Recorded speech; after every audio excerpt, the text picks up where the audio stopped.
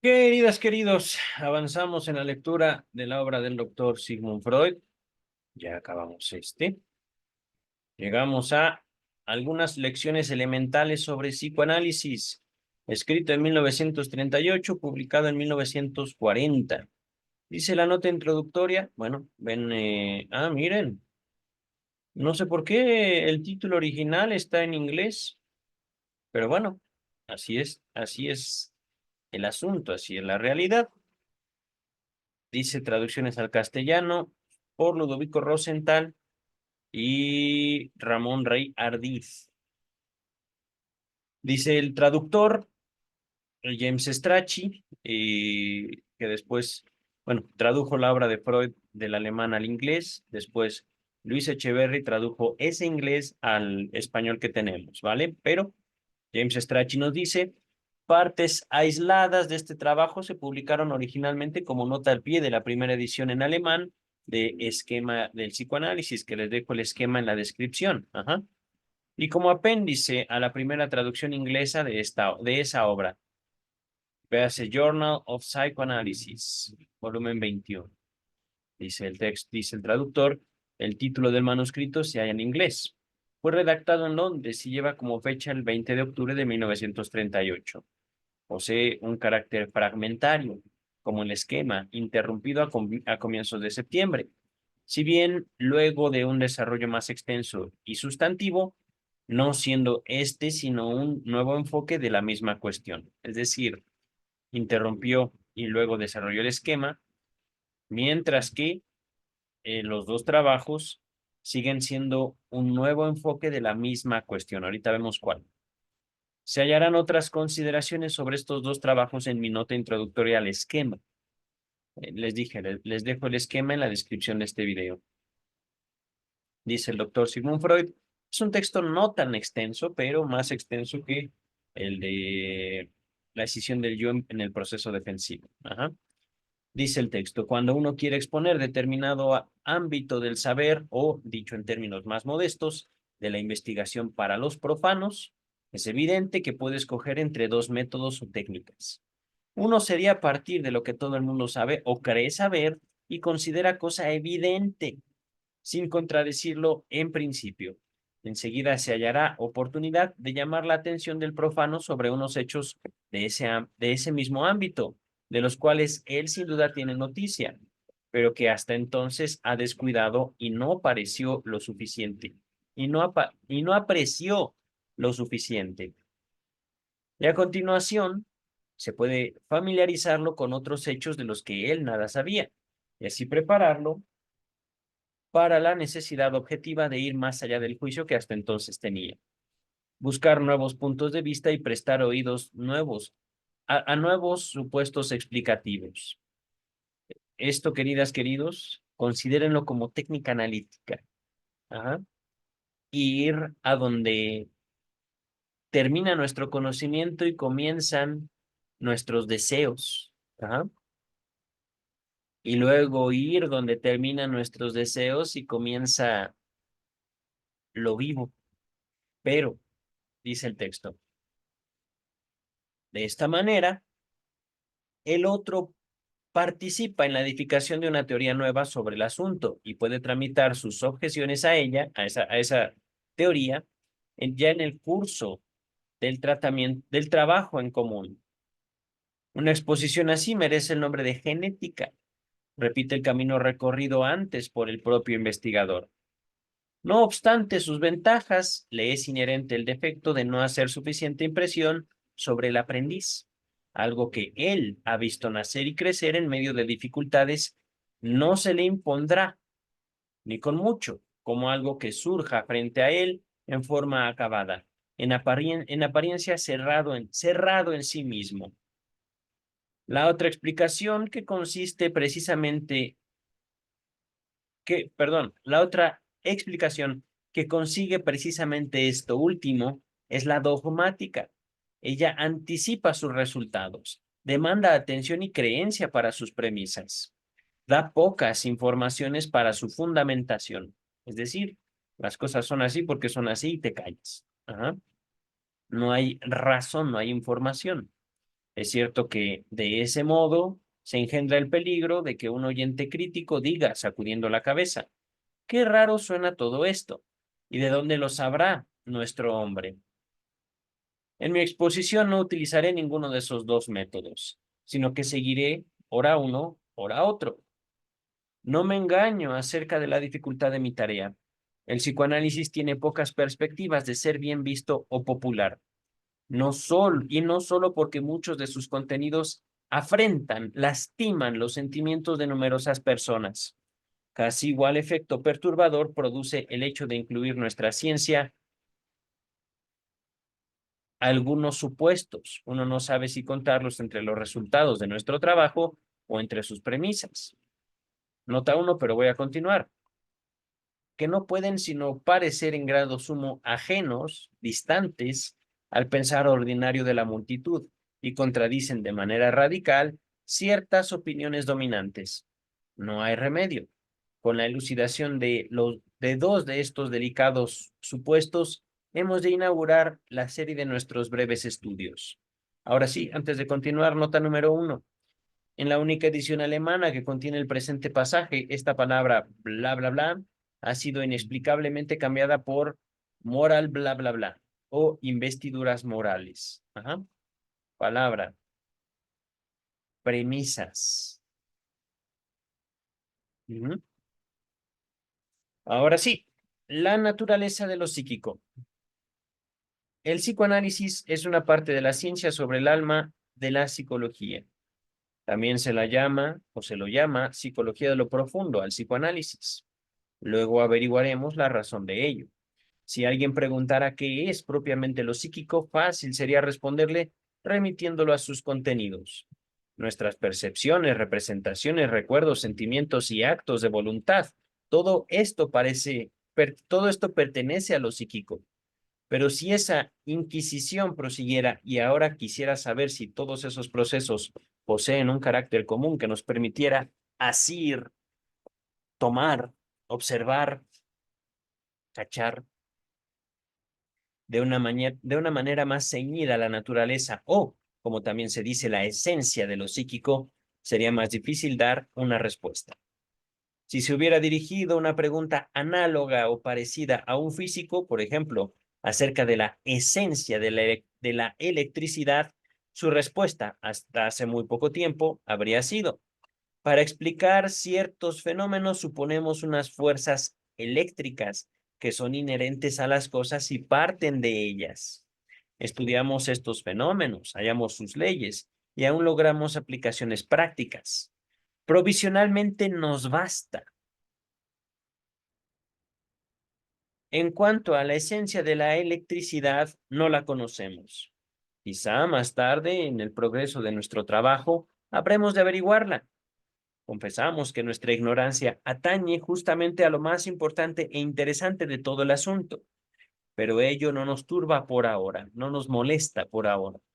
Nunca ha sido de otro modo en las ciencias naturales, es decir, hay que dejar, digamos, cierto lugar para la naturaleza de las cosas. Ajá.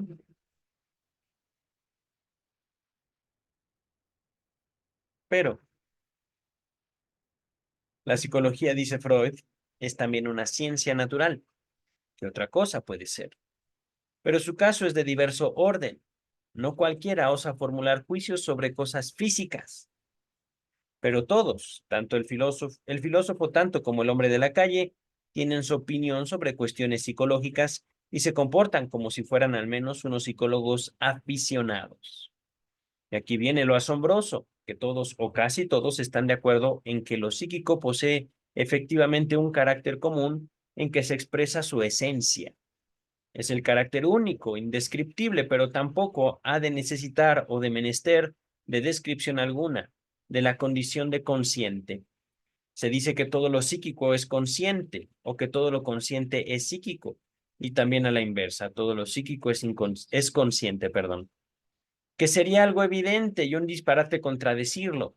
Ahora bien, no puede aseverarse que con esta decisión se arroje mucha luz sobre la esencia de lo psíquico. En efecto, ante la condición de consciente, uno de los hechos fundamentales de nuestra vida, se detiene la investigación como frente a un muro. No haya camino alguno que lleve a otra parte. Y además, la equiparación o comparación de lo anímico con lo consciente, más que comparación, la similitud, decir que es lo mismo, producía la insatisfactoria consecuencia de desgarrar los procesos psíquicos del nexo del acontecer universal. Es decir, si somos consciente todo, simplemente hay cosas que no pueden encajar en nuestra historia, en nuestros hechos. Agüita. Y así, esos hechos se contraponen, se muestran como algo ajeno, así como que, ay, nanita, ¿no? Esos están locos o esos son endemoniados, ¿no? A todo lo otro, dice el texto. Pero esto no era aceptable, pues no se podía ignorar por largo tiempo que los fenómenos psíquicos dependen en alto grado de influjos o influencias, poderes corporales. Con poderes me refiero literalmente energía química, ajá, lo que viene dentro del cuerpo y que sentimos.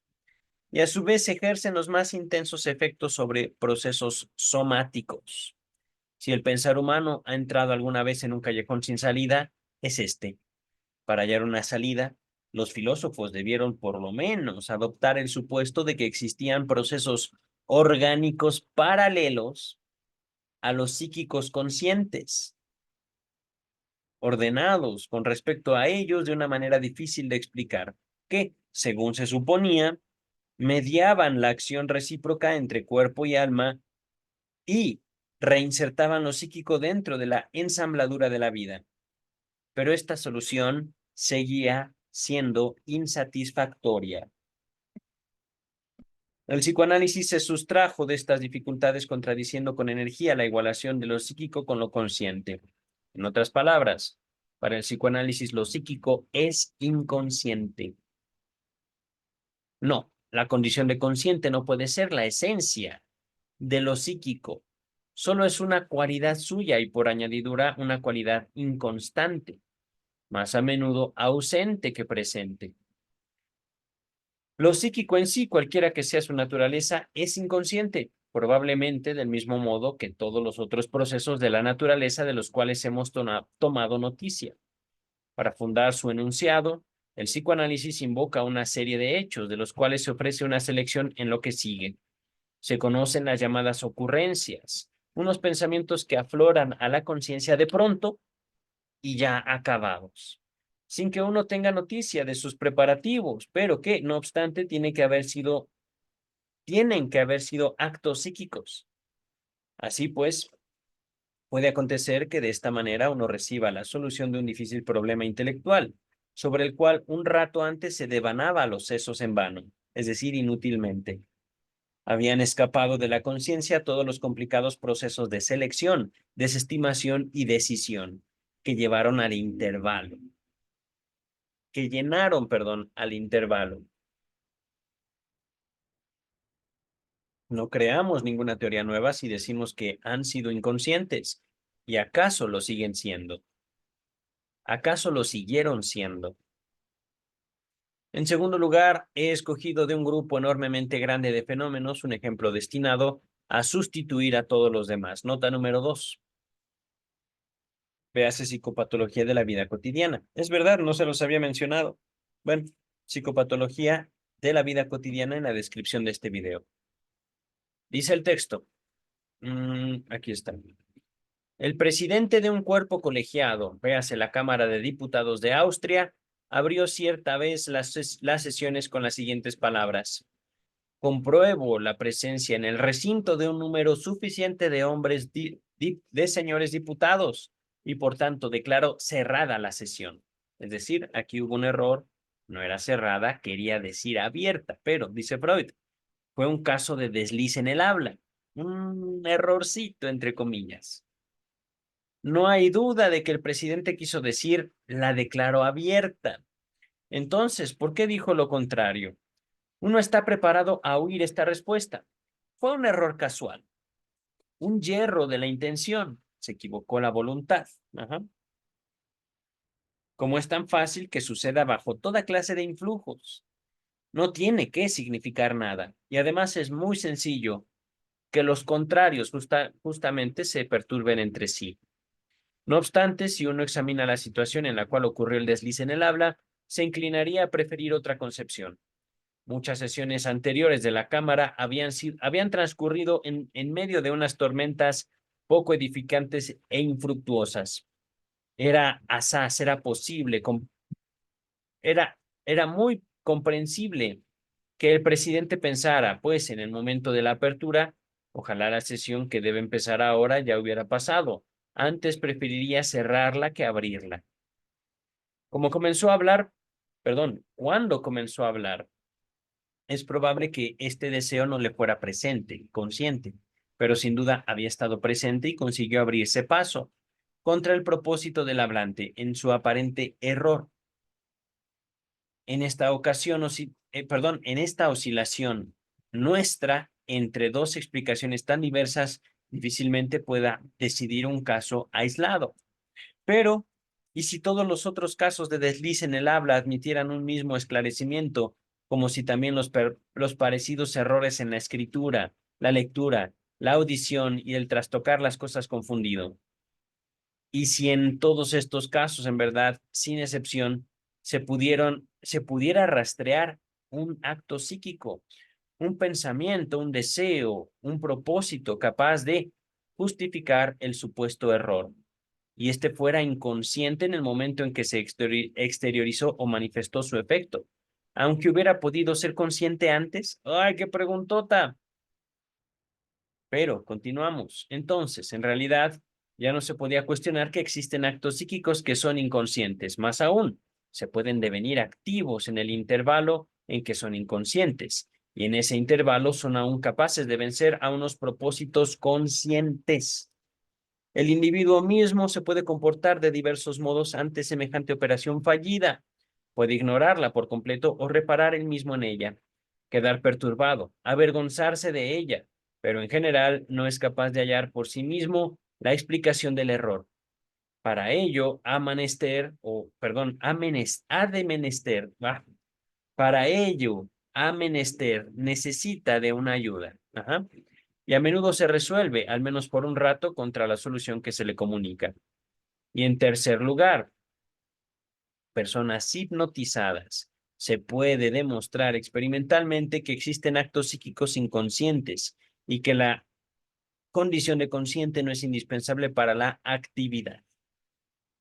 Quien haya sido quien haya asistido a un experimento tal habrá recibido una impresión inolvidable y adquirido una inconmovible convicción. Sucede más o menos así. El médico entra a la habitación, pone a los enfermos. El médico entra en la habitación de los enfermos en el hospital. Deja su paraguas en un rincón. Pone en estado de hipnosis a uno de los pacientes y le dice, ahora yo me retiro. Cuando regrese, usted me saldrá al encuentro con el paraguas abierto y lo sostendrá sobre mi cabeza. Tras ello, médico y acompañante abandonan la habitación. Tan pronto regresan, el enfermo, ahora despierto, realiza justamente aquello que le ordenó la hipnosis. Perdón, que se le ordenó en la hipnosis. El médico le increpa, pero ¿qué hace usted? ¿Qué sentido tiene esto? El paciente queda evidentemente turbado, es decir, molesto, incómodo, balbucea algo así como, solo pensé, doctor, que llovía afuera y entonces usted abriría el paraguas antes de salir de la habitación. Un subterfugio a todas luces insuficiente, inventado en el momento para motivar de algún modo su comportamiento sin sentido. Pero nada. Pero para los espectadores es claro que él no tiene noticia del motivo real y efectivo. Nosotros lo conocemos, pues estábamos presentes cuando él recibió la sugestión que ahora ha obedecido. Si bien nada sabe sobre su existencia dentro de él. Nota 3. Presencié este experimento en Bergheim, en Nancy, 1980. Puedo prescindir hoy de la duda, caray, Puedo dejar a un lado hoy la duda acerca del carácter genuino de tales fenómenos hipnóticos. Freud narra más, Freud narra con más detalles su visita a Nancy en el primer capítulo de su presentación autobiográfica. Se las dejo en la descripción. Caray. Ahora consideramos tramitada la pregunta por la relación de lo consciente con lo psíquico. La conciencia es solo una cualidad o propiedad inconstante por lo demás de lo psíquico. Ahora tenemos que defendernos de una objeción. La objeción, nos dice que, a pesar de los fenómenos mencionados, no es necesario resignar la identidad de lo consciente con lo psíquico, y que los llamados procesos psíquicos inconscientes serían justamente los procesos orgánicos paralelos de lo anímico, hace mucho admitidos. Es verdad que esto reduciría nuestro problema a una cuestión de definición en apariencia indiferente. He aquí nuestra respuesta. Sería injustificado y muy inadecuado destruir la unidad de la vida anímica en aras de una definición. Cuando nosotros vemos, al contrario, que la conciencia solo puede brindarnos una serie incompletas y lagunosas de fenómenos. Y por otra parte, difícilmente se deba al azar que solo tras el cambio en la definición de lo psíquico se volvería posible crear una teoría abarcadora y coherente de la vida anímica. Ya vamos a acabar. Genial. No es lícito creer, además, que esta otra concepción de lo psíquico, sea una innovación debida al psicoanálisis. Un filósofo alemán, Theodor Lipps, ha proclamado de manera tajante que lo psíquico es en sí inconsciente, que lo inconsciente es lo psíquico genuino. Ahora, Theodor Lipps, nota número 4, profesor de filosofía en Múnich. Se hallarán algunas anotaciones acerca de la relación de Freud con los escritos de Lipps en mi introducción al chiste y su relación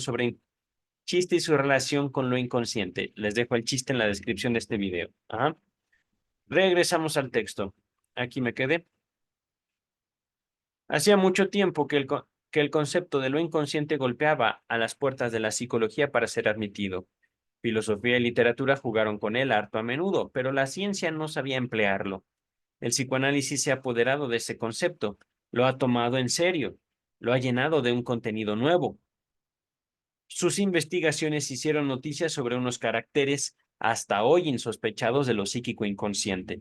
Descubrieron algunas de las leyes que lo gobiernan, pero con todo ello no se dice que la cualidad de la condición de consciente haya perdido su importancia para nosotros. Importancia, significatividad. Sigue siendo la única luz que nos alumbra y guía en la oscuridad de la vida anímica, a consecuencia de la naturaleza particular de nuestro discernimiento. Nuestro trabajo científico en la psicología consistirá en traducir procesos inconscientes a procesos conscientes, y de tal modo llenar las lagunas de la percepción consciente. Fin del texto. Queridas, queridos, ya estamos viendo el texto. Creo que es el último texto extenso, entre comillas, del volumen último de la obra de Sigmund Freud. Como pueden ver, es un texto también muy pequeñito y ¿qué creen? Después de esto, escritos breves que tomarán un par de minutos más o menos. Queridas, queridos, finalizamos por hoy. Ya estoy cansado, ahora sí es justo descansar. Pero yo creo que mañana mismo finalizo toda la obra de Sigmund Freud. ¡Yay! Nos vemos, chicas, chicos. Cuídense.